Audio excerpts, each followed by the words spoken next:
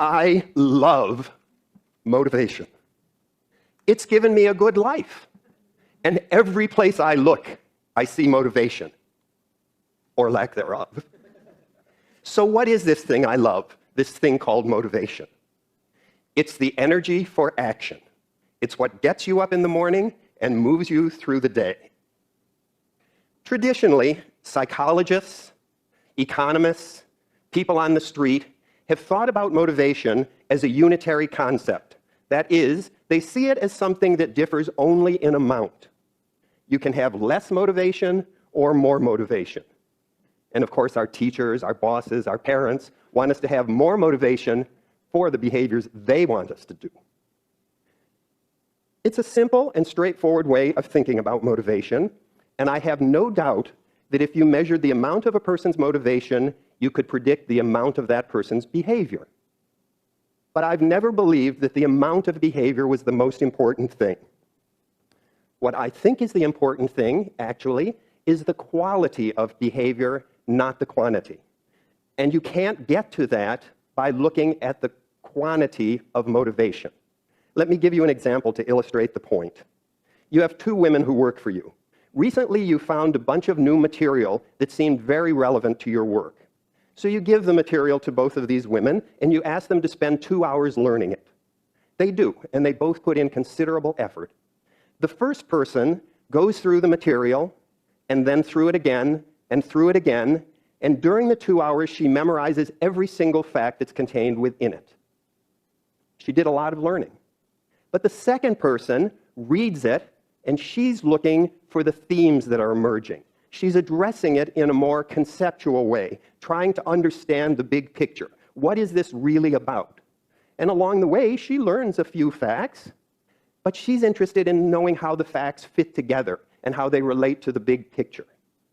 The quality of their learning, even though it may have been exactly the same amount, was very different, and you can't explain that with the amount of motivation.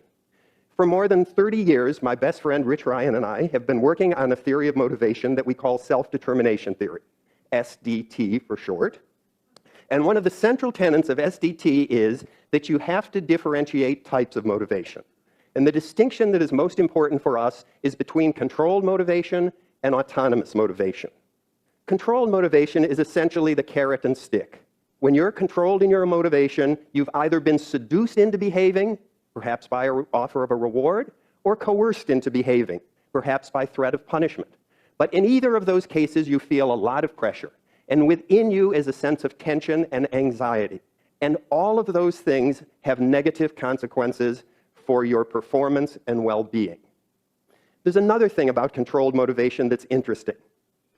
And that is that when your motivation is controlled, you tend to take the shortest path to the desired outcomes.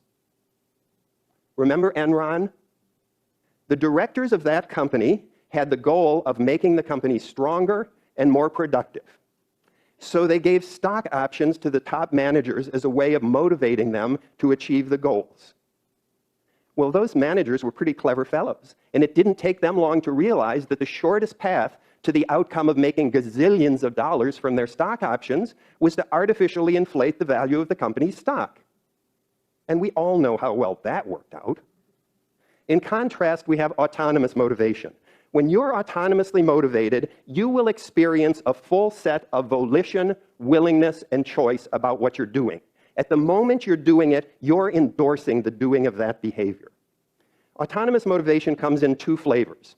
The first has to do with interest and enjoyment. If you're interested in some activity and you enjoy doing it, the motivation is right there inside you, ready to come out and move you into action. Have you ever watched a 2-year-old play? 2-year-olds love to play. And when was the last time you heard a parent ask, how do I motivate my 2-year-old to play? It's a silly question. The motivation is right there when you're interested and enjoy the activity. The other type of autonomous motivation has to do with your deeply held values and beliefs. If you really have something that's important to you, something that you truly value, you're perfectly willing to engage in the behaviors that are consistent with that. So both of these things, these two types of autonomous motivation, are all about being fully willing to behave. There are literally hundreds and hundreds and hundreds now of scientific investigations that have shown when you're autonomously motivated, your behavior will be more creative. You'll be a better problem solver. When you encounter obstacles, you'll be able to think outside the box and figure out what to do about them. Your performance will be better, particularly at heuristic activities, and your emotions will be much more positive. And very importantly, autonomous motivation is associated with both physical and psychological health. So, I'm arguing that autonomous motivation is a much more effective motivation than the carrot and stick, the controlled motivation. So what does autonomy support mean, which is the way of getting people to be more autonomously motivated? You begin by taking their perspective. If you're dealing with a child, with an employee, whoever it happens to be, can you begin by trying to understand how that person sees the situation? What is the internal frame of reference? And if you do that, you're in a position to move forward from there to do whatever it is that needs to be done.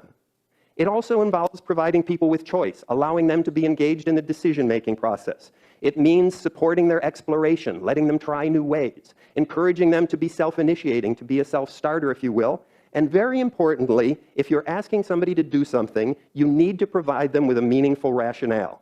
Because that way, they will understand the importance and they may actually internalize it and make it a part of their value system. So what happens when people are autonomously motivated? When teachers are autonomously motivated, their students learn in a deeper, more conceptual way. The students enjoy learning more, and they feel more confident and competent about themselves. When doctors are autonomy supportive, their patients live healthier lives. They take their medications more reliably, they eat healthier diets, and they exercise on a more regular basis. When coaches are more autonomy supportive, the research shows their athletes persist longer at the activity, they feel better about themselves while doing it, and they work together better as a team. When bosses are more autonomy supportive, their subordinates perform better at the job. They also are better adjusted in the workplace, which has important implications in terms of absenteeism, turnover, and so forth. And when parents are more autonomy supportive, their children have stronger mental health, they do better in school, and they cooperate more around the house. Now, all of these relationships that I've been talking about so far have an implicit differential in terms of authority. But many of our relationships aren't like that. We have relationships with peers, relationships that are more mutual, our romantic relationships, our best friends. There are people that argue that in order to have a high-quality relationship, you have to relinquish your autonomy in the service of the dyad. But in fact, the research shows that you won't have a high-quality relationship if you don't feel autonomous within it. What does that mean then in terms of your close relationships? Let me ask you this. Are you really interested in your partners? Do you give to them freely? Are you clear about your own needs in the relationship so they're out there on the table? And do you negotiate in good faith? And then importantly, do you do all those things fully willingly? If not, may I suggest you try it and see what happens. So what am I trying to say in all this? The take-home message is, don't ask how you can motivate other people. That's the wrong way to think about it. Instead, ask, how can you create the conditions within which other people will motivate themselves? And the answer, quite simply, is autonomy support. Thank you very much.